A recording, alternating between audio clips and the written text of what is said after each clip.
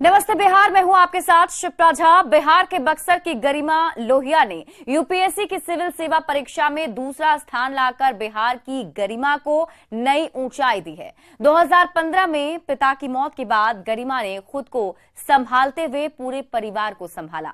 Civil services की तैयारी के लिए बिना किसी कोचिंग संस्थान की मदद के ऑनलाइन पढ़ाई शुरू कर दी। गरिमा ने कैसे अपने बेडरूम को स्टडी मटेरियल से सजा रखा था, इसकी एक्सक्लूसिव तस्वीर आपके टीवी स्क्रीन पर है। गरिमा से बात की संवाददाता पुष्पराज ने। यूपीएससी की सेकंड टॉपर गरिमा का ये बेडरूम है, जहां गरिमा पूरे तन मन और लगन के साथ पढ़ती थी, घंटों पढ़ा करती थी।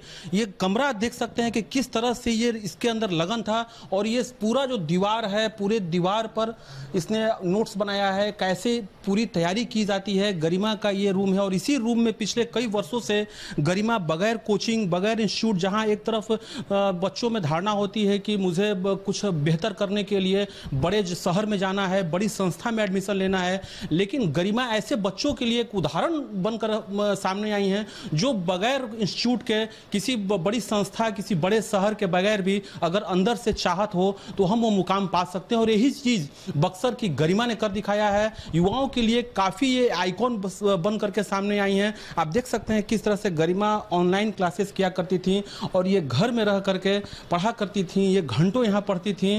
न्यूज़ 18 पर एक्सक्लूसिव तस्वीरें हैं जब गरिमा यहाँ पढ़ती थी। हम गरिमा से बात कर रहे हैं, कोशिश करें। गरिमा, आज कैसे आपने पढ़ा, इतना आपने लगन किया, मेहनत किया, आपने क्या कहेंगी युवाओं के लिए? आपका जो गोल है आपको उसके टुवर्ड्स काम करना चाहिए और अल्टीमेटली आपको सक्सेस ज़रूर मिलेगा।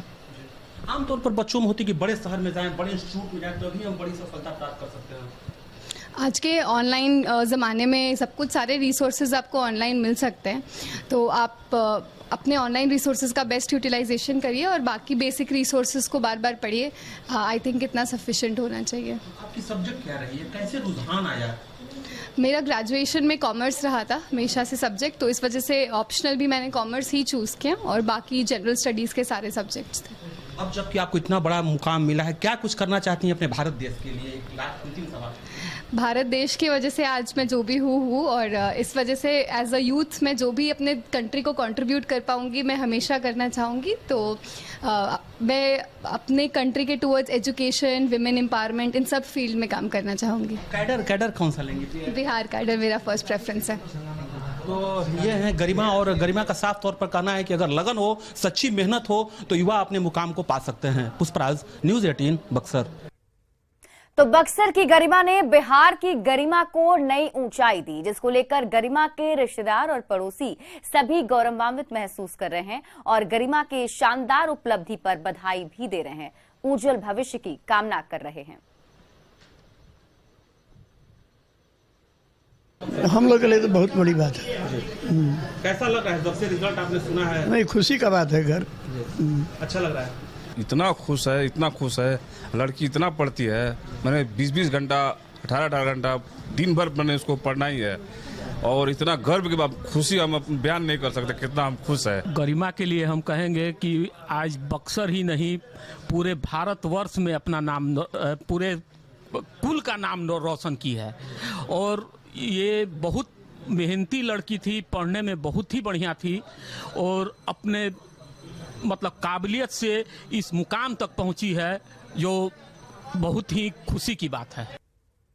यूपीएससी की सिविल सर्विसेज परीक्षा में यूपी की इशिता किशोर ने टॉप किया है। इशिता किशोर ने तीसरे प्रयास में ये कामयाबी हासिल की। इशिता मूल रूप से बिहार की रहने वाली हैं, लेकिन अभी पूरा परिवार यूपी के ग्रेटर नोएडा में बस गया है। इशिता का झारखंड से भी नाता है। झारखंड के गुमला में इशिता का ननिहाल है। इशिता ने अपने ग्रेजुएशन की पढ़ाई दिल्ली यूनिवर्सिटी से की। इशिता को बिहार का मधुबनी पेंटिंग बनाने का काफी शौक भी है। न्यूज़ 18 से बातचीत में इशिता ने बताया कि उन्होंने अपनी तैयारी कैसे की। उनसे बात की हमारे सहयोगी हिमांशु ने। ऑल इंडिया टॉपर इशिता हमारे साथ है बातचीत के लिए। इशिता, जब आप सुनती हैं ऑल इंडिया टॉपर, अब कैसा लगता है? पहला रिएक्शन कैसा था जब रिजल्ट देखा? I think I'm still soaking it in, all India topper, and I feel a lot of gratitude towards everyone who has supported me in this journey. My family, my friends, they have really stuck with me through thick and thin. 2 बार मैंने prelims clear नहीं किया है और तब भी सबका belief नहीं हिला, मेरे लिए वही बहुत बड़ी बात थी। तो दैट इज। इस दौरान जब डिसीजन लिया, क्योंकि कॉर्पोरेट में थी और एकदम से एकेडमिक्स में आके और एग्जाम क्रैक करना, कितना टफ रहा ये जर्नी पूरी? आई थिंक कॉर्पोरेट में एनालाइज किया कि क्या करना चाहती थी। कभी MBA का भी सोचा था बीच में, लेकिन फिर लगा कि नहीं, what is it that I really want to do.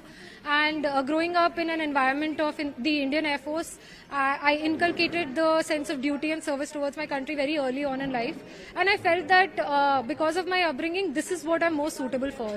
So they say that you should take these risks and work towards what you're really passionate about. I took that risk. I left my job, and it took me 3 years to get here, but I'm very happy today. But लगता है 8 से 10 घंटे ही पढ़ाई करनी है, ऐसा कुछ है? मतलब एग्जाम का सिलेबस इतना ज्यादा है और इतने सारे स्टेजेस है, तो पढ़ाई तो करनी पड़ेगी।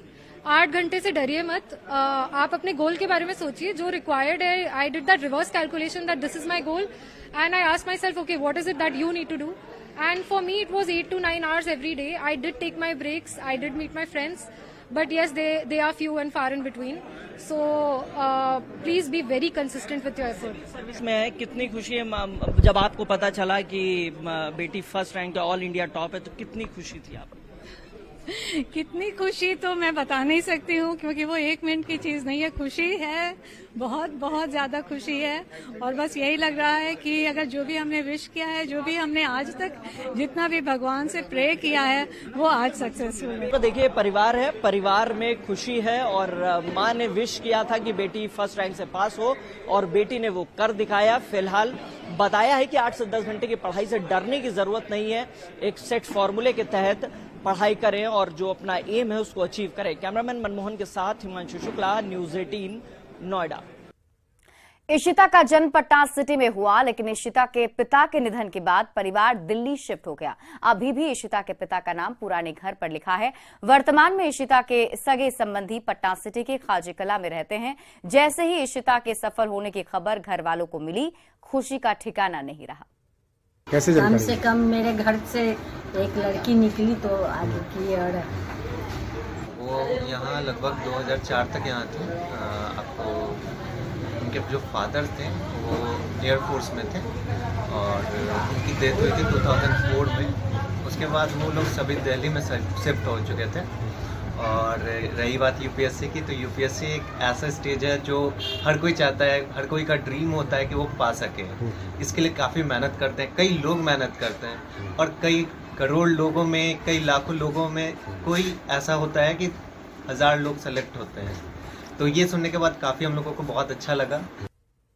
2020 के यूपीएससी की परीक्षा में जहां विद्या विहार स्कूल पूर्णिया के छात्र शुभम कुमार ने ऑल इंडिया में नंबर 1 रैंक लाकर बिहार का नाम रोशन किया था, वहीं इसी स्कूल के पढ़े हुए शुभम कुमार नाम के एक छात्र ने ऑल इंडिया में 41वां रैंक लाकर फिर से बिहार का नाम रोशन किया है। जैसे ही शुभम कुमार का 41वां रैंक आया, स्कूल के डायरेक्टर और प्रिंसिपल ने शुभम के गांव जाकर उसको सम्मानित किया। शुभम ने कहा कि सफलता के लिए अभ्यास बहुत जरूरी है। शुभम के पिता स्कूल में शिक्षक हैं और मां हाउसवाइफ है। मैं तो काफी खुश महसूस कर रहा हूं। जो यूपीएससी में जाना चाहते हैं, मैं उन्हें यही कहूंगा कि पहले स्ट्रैटेजी बनाएं कि आप कैसे इस एग्ज़ाम को टैकल करेंगे।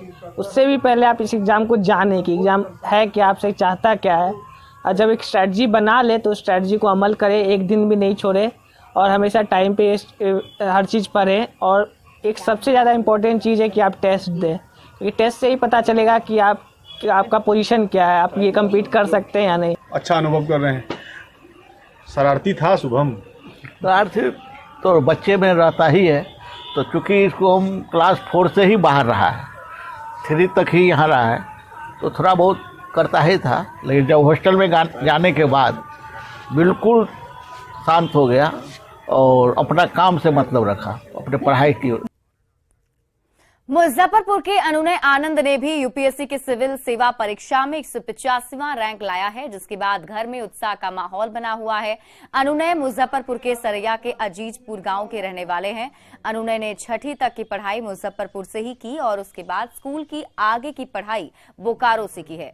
केमिकल इंजीनियरिंग करने के बाद एक कंपनी में 14 लाख के सालाना पैकेज पर नौकरी शुरू भी हो गई, लेकिन आईएएस बनने की लालसा में उसने जॉब छोड़कर सिविल सर्विसेज की तैयारी शुरू की थी और तीसरे प्रयास में सफलता हासिल की है। अनुनय आनंद से वीडियो कॉल पर बात की हमारे संवाददाता प्रियांक सौरभ ने। हाँ अनुनय, सबसे पहले आपको बहुत बहुत बधाई। और कितना रैंक आया है? रैंक 185 है सर। अच्छा, और पढ़ाई लिखाई कहाँ से हुई? शुरुआती पढ़ाई लिखाई प्रारंभिक जो आपकी पढ़ाई लिखाई थी? क्लास 6 तक मैंने मुजफ्फरपुर में ही पढ़ाई करी है। फिर मैंने क्लास 12 तक की पढ़ाई दिल्ली पब्लिक स्कूल बोकारो में करी है। उसके बाद मैंने केमिकल इंजीनियरिंग करी है IIT रुड़की से, और उसके बाद मैंने 1 साल नौकरी करके फिर तैयारी। किस विभाग में आप जॉब कर रहे थे? रिलायंस में था sir, Reliance Industries Limited, Jamnagar refinery है सर, वहाँ पे as a graduate engineer trainee काम कर रहा था। आपने सोचा था कि यूपीएससी क्रैक कर पाएंगे, फाइनल रिजल्ट आएगी? तैयारी कर रहे थे तो होपफुल थे, लेकिन श्योर तो कोई भी नहीं हो सकता। ये कैमा अटेम्प्ट था आपका? थर्ड अटेम्प्ट था सर मेरा, ये थर्ड। ओह, थर्ड अटेम्प्ट था। कितनी खुशी है यूपीएससी रिजल्ट आने के बाद? खुशी है सर, लेकिन अभी ये खुशी अधूरी है क्योंकि सर अभी आईएएस के लिए फिर से ट्राई करना है।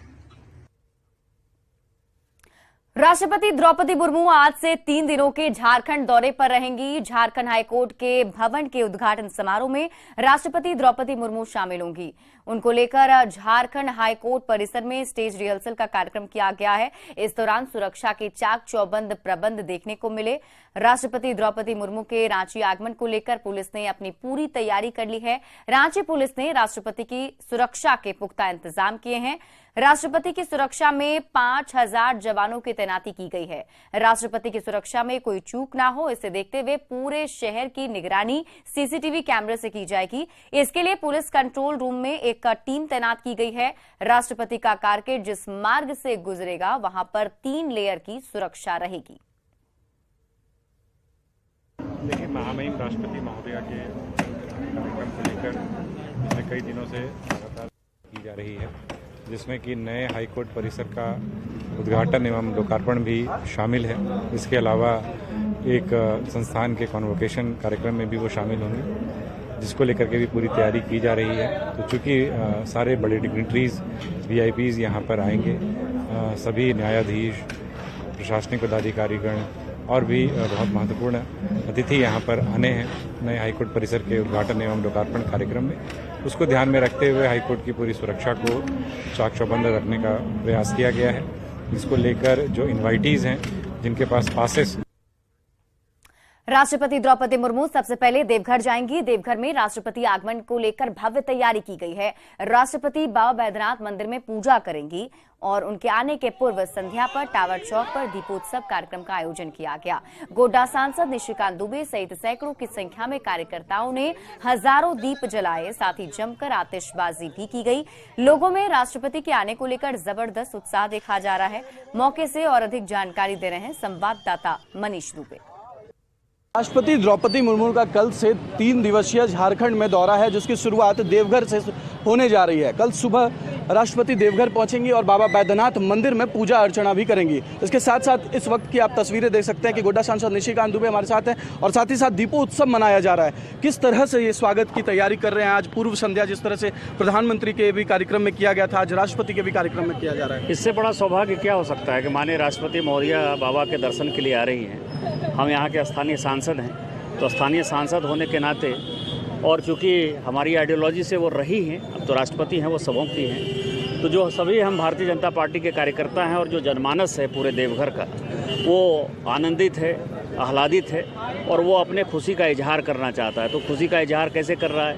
वो दीपोत्सव कर रहा है, हजारों दीप जलाए गए हैं और आतिशबाजी हो रही है। तो देखिए कि उत्साह देखा जा रहा है, पीछे आतिशबाजी हो रही है, साथ ही साथ दीपोत्सव भी किया जा रहा है। तो ये उत्साह दिख रहा है कि जिस तरह से प्रधानमंत्री नरेंद्र मोदी जब यहाँ पे पहुँचे थे तो इसी तरह से दीपोत्सव किया गया था, साथ ही साथ आतिशबाजी भी की गई थी। और आज देवघर के टावर चौक पर लगातार जो है आतिशबाजी भी की जा रही है और साथ ही साथ सभी जगहों पर जो है दीपोत्सव भी किया जा रहा है। तो कुल मिलाकर हम ये कह सकते हैं कि राष्ट्रपति महोदया के आने के पूर्व संध्या जो है देवघर में खासा उत्साह देखा जा रहा है और सभी जगह दीपोत्सव मनाए जा रहे हैं। लोगों में काफी खुशी और उत्साह है। मनीष दुबे, न्यूज़ 18। और बेगूसराय से आपको बड़ी खबर बता दें, दो पक्ष में जमकर यहां मारपीट हुई है। एक दूसरे पर लाठी डंडे से हमला किया गया है। मारपीट में 2 महिला समेत 5 लोग घायल हो गए हैं। अस्पताल में सभी को भर्ती कराया गया है। बखरी थाना के बखरी की घटना बताई जा रही है। फिलहाल पुलिस की टीम मामले की जांच में जुट गई है। बताया जा रहा है कि 2 दिन पूर्व क्रिकेट के मैच खेलने के दौरान सोनू कुमार और दूसरे पक्ष के लोगों के बीच गाली गलौज हुई थी। इसी को लेकर बात बढ़ने लगी और दोनों ही पक्ष के बड़े लोग इसमें हस्तक्षेप करने लगे। वाद विवाद होते होते मंगलवार की शाम बात इतनी ज्यादा बढ़ गई कि दोनों ही पक्ष के लोगों में आक्रोश हो गया और दोनों एक दूसरे पर खूनी संघर्ष में बदला लेने के लिए मारपीट करने लगे। फिलहाल पुलिस पूरे मामले की जांच में जुटी हुई है। शांत हो गए थे, सब गाली गलौज कर रहे थे, हम लोग शांत हो गए थे। तो इनका फैमिली पूरा वो इनका बयान वहां पूरा भरा था वो घर पे, ठीक है। और ये मतलब वो दिल्ली में रह रही थी, ठीक है। लड़का जो अभी आ रहा था उधर से, जो लड़का उधर से आ रहा था वो दिल्ली में रह रहा था। वो दिल्ली से फोन करके उनको बुलाया। हम लोग सो रहे थे, पूरा फैमिली, 3 मेरा घर है, तीनों घर पे 6 2 आदमी सब सो रहे थे। सबको घर में घुस के मारा। अच्छा गाली दिया। हाँ। पर हम बोले हैं कि छोट बच्चा है, गाली क्यों देता है। अच्छा। हाँ, बस हमको मार। क्या चीज से मारा? मारा है फैट। और उसके बाद फिर क्या हुआ? और और सिवान से बड़ी खबर है, जहां मैरवा थाने पर पथराव और हंगामा किया गया है। आक्रोशित ग्रामीणों ने यहां पर पथराव किया है। पुलिस पर मोबाइल और पैसा छीनने का आरोप लगाया गया है। हमले में 2 पुलिसकर्मी घायल हो गए हैं, जिन्हें अस्पताल में भर्ती कराया गया है। एसडीपीओ के नेतृत्व में अब छापेमारी की जा रही है। आपको बता दें कि आक्रोशित लोगों ने पुलिस पर मोबाइल छीनने का आरोप लगाया। वहीं मैरवा थाने की पुलिस मोबाइल छीनने के आरोप को बेबुनियाद बता रही है।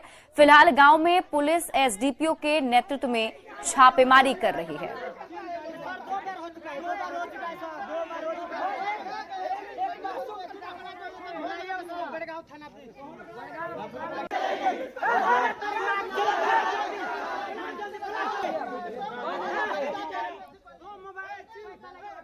अरे मैं अपने गांव से जा रहा था। क्या गांव का नाम क्या है? हाँ। और वो मेरे जेब चेक किया। हाँ। कह रहे दारू पिया, मैंने दारू नहीं पिया था, मेरा जेब चेक किया, 2 मोबाइल था, 5,000 रुपए था। हाँ। ये ले लिया। और अरवल से बड़ी खबर है, जहां ऑर्केस्ट्रा में बच्चे की हत्या कर दी गई। महिला डांसर के साथ नाचने के दौरान हत्या हुई है। अपराधी बच्चे का शव फेंककर भाग गए। श्रीकांत कुमार इकलौता संतान था अपने घर का, जिसकी हत्या की गई है। मेहंदिया के बोध बिघा की घटना बताई जा रही है। फिलहाल पुलिस पूरे मामले की जांच कर रही है। बताया जा रहा है कि बोध बिघा गांव में शादी समारोह में ऑर्केस्ट्रा को बुलाया गया था। नाचने के दौरान 12 साल के श्रीकांत की हत्या कर दी गई और उसकी लाश को सदर अस्पताल में लावारिस हालत में फेंककर बदमाश भाग गए। जानकारी के मुताबिक श्रीकांत डांस देखने के लिए गया हुआ था, जो मूल रूप से वंशी थाना क्षेत्र के सिद्धरामपुर गांव का रहने वाला था और अपने नाना नानी के घर रहकर पढ़ाई करता था। इस तरह से घटना घटी तो कह रहा किसी फुहार पर लगे, तो फुहार वहाँ जाकर देखे तो फुहार नहीं था, मैंने कुर्सी था इस पे ताकि। हाँ, कुर्सी था। कुर्सी के बाद इसमें गाड़ी बिछा हुआ था, उसी में उड़ के मैंने गया था। कैसे गाड़ी चढ़ा था हम देख नहीं पाए। हम लोग तो सोए हुए थे तो कैसे देख सकते। बारात वाला चढ़ा दिया था। अब बारात वाला चाहे सर कि के चाहे, हम लोग तो देख नहीं पाए। और फिलहाल इस बुलेटिन में अभी के लिए बस इतना ही। आप देखते रहिए न्यूज़ 18 बिहार झारखंड।